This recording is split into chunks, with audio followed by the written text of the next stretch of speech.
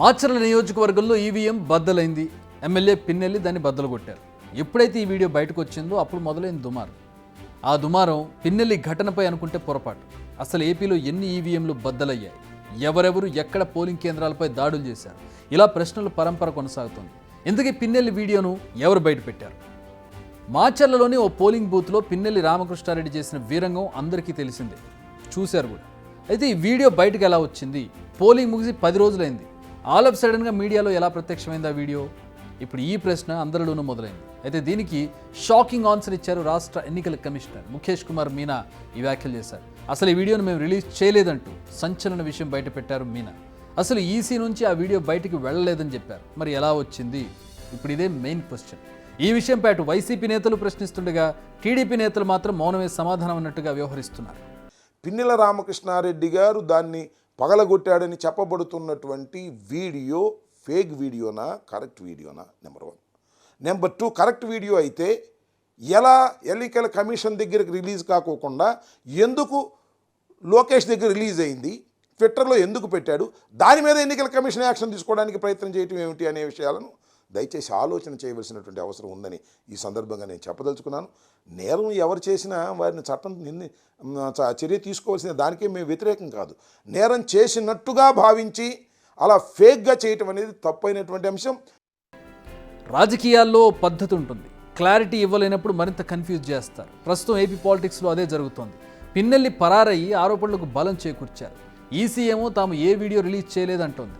దీంతో ఈ video credibility పైనే ఇప్పుడు డౌట్స్ తెరపైకి వచ్చాయి. కానీ వీడియోలో జరిగింది నిజం, పిన్నెల్లి చేసింది నిజం.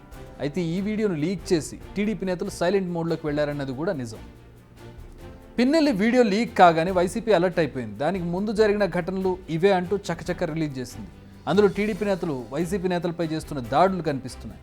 మరి ముందే ఈ వీడియోలు ఎందుకు రిలీజ్ చేయలేదనేది బిగ్ క్వశ్చన్.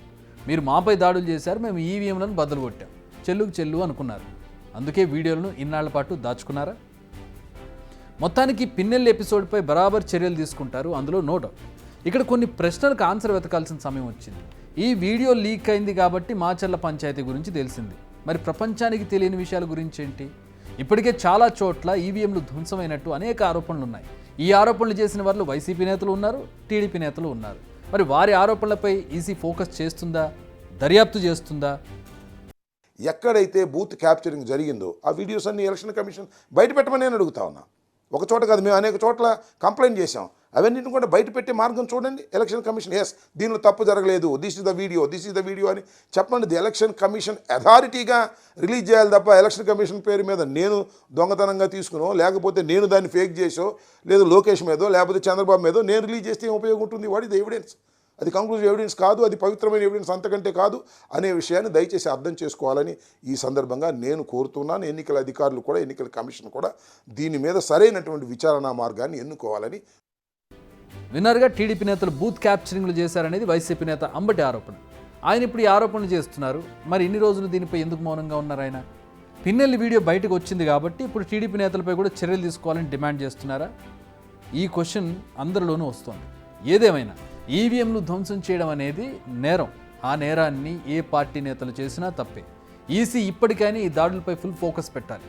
ఎక్కడెక్కడ దాడులు జరిగాయో లెక్కలు తీయాలి, పబ్లిక్ డొమైన్లో పెట్టాలి, రాజకీయ నేతల నిజస్వరూపాలను బయట పెట్టాలి. అప్పుడే ఎన్నికల వ్యవస్థపై ప్రజలకు పూర్తి విశ్వాసం వస్తుంది.